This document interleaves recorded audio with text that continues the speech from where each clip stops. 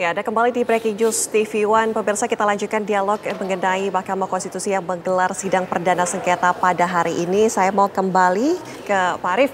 Ya. Kalau kita lihat menyoal jangka waktu penyelesaian sengketa Pilpres kan, kalau tidak salah diputus Palu itu di tanggal 22 April dengan 14 hari kerja ya. Nah, ini Anda melihatnya seperti apa? Dengan ada potongan-potongan. Kalau di undang-undang di pasal 475 itu kan disebut jelas. Perselisihan itu harus sudah diputus dalam 14 hari. Nah, hari di Mahkamah Konstitusi itu biasanya hari kerja. Nah, kalau di jadwal yang dibikin oleh Mahkamah itu maksimal diputus tanggal 22 April, itu kan berarti 30 hari. Berarti di dalam bulan April ini ada 16 hari yang libur, makanya tidak dihitung. Misalnya Sabtu Minggu gitu ya. Kalau dalam satu bulan itu ada 4 minggu kan berarti sudah 8 hari nih. Kemudian ada libur Jumat besok libur, wafatnya Isa Al-Masih kalau nggak salah. Isa Al-Masih ya. Ya, Kemudian Jumat Agung betul. Terus tanggal 10-11 ada hari raya. Libur hari raya mungkin ya. Itu bisa 3-4 hari liburnya. Jadi dipotong semua itu mungkin hari kerjanya itu yang tersisa 14 hari untuk sampai ke tanggal 22 gitu loh. Memang ini agak berbeda ya dengan penyelenggara pemilu. Kalau KPU itu selama tahapan pemilu, hari adalah hari kalender. Jadi mau Sabtu, mau Minggu kita kerja terus itu. Selama kalendernya tidak berubah. Mau tanggalnya itu merah, hitam, biru, kita jalan terus, kerja terus gitu. Nah mungkin selama proses persidangan ya agak longgar juga KPU. Artinya Sabtu Minggu kan bisa break gitu loh. Bisa menganalisis dengan tenang, membuat jawaban dengan tenang gitu. Bang Khair mungkin bisa ditanggapi nih. Memang dalam waktu yang cukup singkat ya. Memutus perkara ini sebenarnya kan tidak hanya Pilpres saja, ada juga Pileg sengketanya yang hingga berapa kalau tidak salah 100 lebih? Ya makanya terhadap penyelesaian perkara pada pemilu legislatif dan pemilu presiden itu telah dibagi. Kalau masalah etik DKPP, masalah ada pidananya Gakumdu, masalah keputusan itu Petun, masalah pelanggaran administratif TSM itu Bawaslu.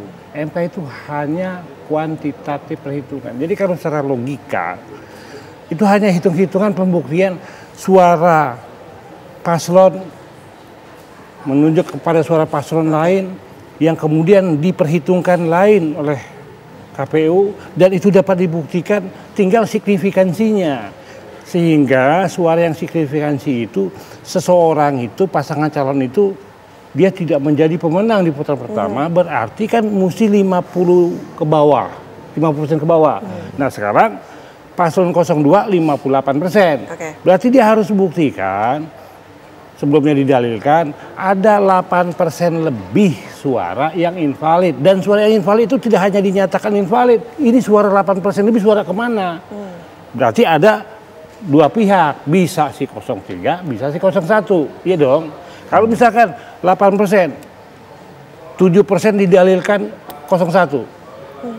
Hal yang sama 7% didalilkan 03, kan jumlahnya 14, jumlahnya harus sama. Jadi migrasi itu secara ganda, secara paralel. Yang didalilkan itu invalid dan harus berkesesuaian dengan perolehan suara dia. Kalau hitung-hitungan 14 hari cukup. Kalau hanya itu, makanya bahasanya Mbak, hanya terhadap penghitungan suara. Kenapa ditambah lagi dengan pelanggaran administratif? Ada pelanggaran prosedur dan juga TSM ya? Nah kalau pelanggaran administratif secara TSM, silahkan lihat penjelasan pasal 286. Apa yang dimaksud struktur, apa yang dimaksud sistematis, apa yang dimaksud masif. Tadi 03 menyebut ada pelanggaran berupa nepotisme, menunjuk kepada terstruktur, itu tidak benar, tidak sesuai dengan penjelasan pasal. Penjelasan pasal itu menyebutkan ini kepada pemerintah maupun kepada penyelenggara terkait dengan adanya kewenangan secara bersama-sama dan kolektif. Berarti di sini ada niat jahat secara bersama-sama di pidana itu. Ada dolus premeditatus. Kemudian sistematis itu menunjuk kepada perencanaan. Perencanaan ini berarti ada suatu kehendak perjumpaan kewenangan yang sama yang saya sebut tadi dolus premeditatus ditindaklanjuti menjadi mufakat jahat. Masif itu secara mulia tidak boleh sebagian. Ini berarti kan harus dibuktikan kalau ini. Tidak juga menjadi kewenangan MK. Nah apalagi 01 menyebut pelanggaran terukur untuk menjadi dalil didiskualifikasi Gibran dan atau Paslon 02. Tidak ada nomenklatur istilah pelanggaran terukur. Yang ada pelanggaran terstruktur, sistematis, masif. Ini yang saya bingung, Mbak. Bukan apa-apa, ini juga masyarakat harus tahu apakah seseorang mendalilkan. Saya penggugat, saya harus bisa mendalilkan, membuktikan. Itu kewajiban saya.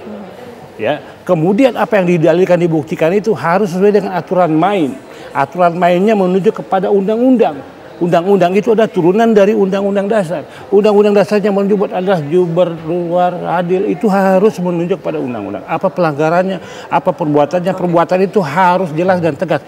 Reh in extu perbuatannya apa itu harus dibuktikan, kemudian menjadi jelas, dipermasalahkan dengan model tertentu dan pada kualifikasi tertentu. Kesemuanya itu menunjuk kepada lembaga tertentu, lembaga peran yang tertentu yang berwenang. Oke, saya mau ke Pak Arief. Pak Arief, di 2019 tentu kan masih ada juga pelanggaran prosedur kemudian yang dihadapi oleh KPU di MK juga ranahnya. Ketika itu, saya ingin lihat berkaca dari 2019, apa yang kemudian dilakukan oleh KPU, bukti-bukti apa yang kemudian diserahkan dan apa memang akhirnya sengketa tersebut tetap disidangkan di MK?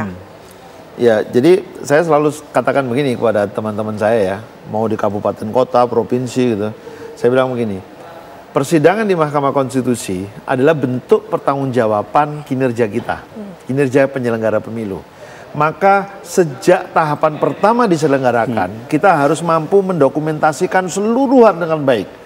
Kegiatannya, penggunaan anggarannya, mendokumentasikan proses-proses penyelenggaraannya. Terutama kalau di dalam proses persidangan di Mahkamah Konstitusi, seluruh dokumen, mulai dokumen C, D, DB, DC, itu semua harus tersimpan dengan baik.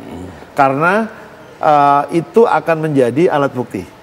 Nah, dan itulah bentuk pertanggungjawaban kinerjamu terhadap publik. Kamu sebenarnya benar nggak sih? Kalau mahkamah mengatakan dalil pemohon itu benar, wah berarti kerjanya KPU nggak benar nih gitu lah. Tapi kalau mahkamah mengatakan, oh ya benar, KPU sudah benar, itu buktinya. Form C-nya ini seperti ini, naik ke form D seperti ini. C itu di TPS, D itu di kecamatan, DB itu di kabupaten kota, sampai dengan DC di provinsi, DD di di KPU RI. Kalau itu dinyatakan benar, ya sudah, berarti kinerja kita memang benar, gitu loh. Kerja-kerja kita selama proses tahapan pemilu memang baik. Nah ini yang harus nanti diuji ya di Mahkamah Konstitusi. Kita kerja benar nggak penyelenggara pemilu nih, gitu. Kerja bener nggak nih Bang Khair? Kalau artinya kan tetap saja diuji proses sengketa ini di MK. Prosesnya kan itu berjenjang. Sampai ke MK kan nggak tiba-tiba dari tingkat kelurahan, kecamatan, dari TPS, itu ada saksinya. Cuman kan yang dipermasalahan ini, itu sirekap menjadi dalil kan, sirekap perhitungannya itu. Nah kemudian sirekap itu salah kamar juga, bukan menjadi kewenangan Mahkamah Konstitusi, itu kewenangan Bawaslu. Kenapa? Karena itu bagian dari pelanggaran TSM itu. Nah, dalam hal ini kan ada dalil. Kita menempatkan sesuatu sesuai dengan tempatnya, proporsional. Nah, sekarang kalau misalkan MK yang bukan berwenang mengadili terhadap perkara akuo, dia tidak berwenang dibawa ke MK, bukan jadi kewenangannya. Ya, MK tidak memiliki kewenangan, yang mengajukan ke MK itu menyalahi kompetensi. Karena kompetensi itu bukan hanya di pengadilan. Yang tadi saya sebut itu, DKPP, Bawaslu, Gakumdu, MK, itu kompetensi. Karena kompetensi itu pembatasan kewenangan dan secara absolut. Kalau tidak diatur, seperti misalkan sebelum ada 2017, Mahkamah Konstitusi kan belum ada pasal akuo di 2017, pasal undang-undang yang lama. Sehingga Mahkamah menerimanya itu berdasarkan adanya dianggap jurisprudensi pelanggaran administrasi TSM pada pilkada. Pertanyaannya lagi, apple to apple tidak, sederajat tidak. Pelanggaran TSM di pilkada menjadi dasar untuk pemeriksaan pelanggaran TSM di Pilpres. Kan ini tidak sama, tidak sebanding. Seorang yang tidak sama, keadaan yang tidak sama, tidak sederajat. Berarti dipersamakan itu adalah ketidakadilan. Menyamakan sesuatu yang beda atau membedakan yang sama itu adalah ketidakbenaran dan itu adalah ketidakadilan. hukum Islam itu menempatkan sesuatu sesuai dengan tempatnya. Aristoteles dan lain-lain bilang keadilan itu secara berimbang proporsional. Semua itu kembali ke teori, ke filsafat, ke azas. Kalau kita mau bicara hukum, kalau kita mengakui ini kedaulatan hukum, tidak bisa dinarasikan lain dengan pendapat lain. Semuanya menunjuk kepada azas legalitas, lex stricta, lex previa. Itu jawabannya. Ada juga satu yang digugat oleh dua pemohon ini ya, mungkin yang tadi Anda katakan bahwa kalau misalnya itu memang angka-angka tersebut harusnya di Bawaslu. Tapi mengenai PKPU yang digunakan oleh KPU, ini nomor 19 tahun 2023. Nah, syarat usia minimal kan 40 tahun, tapi sudah diubah oleh MK. Itu di KPP. Nah, begini, kalau misalnya penggunaan dari KPU sendiri di masih yang lama walaupun MK statusnya sudah memperbolehkan, itu seperti apa? Terlepas dari itu semua, lihat putusan DKPP, apakah membatalkan, menegasikan, menasah paslon 02. DKPP kan etik. Menunjuk tadi Pak Arief bilang, ada profesionalisme dan lain-lain lah. Kalau etika, berarti tidak menasah, tidak membatalkan putusan 90. Putusan 90 itu secara teoritis, secara praktis, dia erga omnes self-executing. Langsung dapat dilaksanakan seketika. Walaupun undang-undang akuo, pasal akuo, huruf akuo tidak dirubah. Apalagi peraturan KPU. Tidak memerlukan perubahan. Sekarang logikanya begini Mbak. Undang-undangnya, pasalnya ini kan tidak berubah. Apa urgensitasnya untuk merubah PKPU-nya? Sedangkan undang-undang tidak wajib dirubah karena putusan Mahkamah Konstitusi itu langsung seketika berlaku, dapat diterapkan, berlaku bagi semua. Fine binding. Tapi memang ada hal-hal teknis. Nah ini kan perlu ada aturan dari KPU sendiri. Tapi kalau saya ditanya, apakah dengan adanya putusan DKPP yang menyatakan putusan itu ada sanksi etika, bla bla bla bla, itu berpengaruh dalam hal membatalkan paslon 02? Tidak membatalkan. MK aja tidak membatalkan. Dari ahli hukum tidak membatalkan. Kalau Pak Arief melihatnya seperti apa ini mekanisme seperti ini secara teknis ya artinya? Sebenarnya undang-undang sudah mengatur dan memberi ruang apapun permasalahan, ruang penyelesaiannya itu disediakan. Ini yang sering saya sampaikan juga berkali-kali ya. Jangan selesaikan persoalan itu di jalanan, karena ruangnya sudah disediakan. Coba sampaikan saja, apa permasalahan yang muncul? Pasti ada ruangnya. Misalnya orang ribut soal money politics misalnya, di mana ruangnya? Bawaslu. Kalau terjadi pelanggaran prosedurnya, administrasinya di Bawaslu. Kalau ada unsur pidananya, bawa ke Gakumdu. Lalu pelanggaran apa misalnya KPU dan Bawaslu sebagai penyelenggara dituding tidak profesional menjalankan salah satu tahapan, bawa ke DKPP karena ada ruang etik di situ untuk menguji apakah mereka bekerja dengan profesional atau tidak, bekerja dengan penuh integritas atau tidak, nah gitu. Lalu termasuk pada bagian akhir ya penyelesaian sengketa hasil pemilu misalnya. Ruangnya di mana? Ruangnya di Mahkamah Konstitusi. Jangan minta penyelesaian di tempat yang lain. Gitu.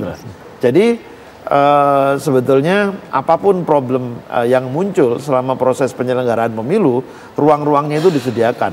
Mulai dari Bawaslu, DKPP, TUN, kemudian Gakumdu kalau ada pidananya, termasuk ke Mahkamah Konstitusi, termasuk ke Mahkamah Agung kalau misalnya ada regulasi yang dianggap tidak pas. Regulasi ini maksudnya peraturan KPU ya, itu ke Mahkamah Agung. Tapi kalau undang-undang maka judicial review-nya ke Mahkamah Konstitusi. Gitu. Oke, baik. Pak Arief, terima kasih. Bang Hai, nanti kita masih juga bergabung lagi di Breaking News TV One. Kami harus jeda terlebih dahulu. Usai jeda kami akan kembali dengan rekan kami, Venda Kintan. Sesaat lagi.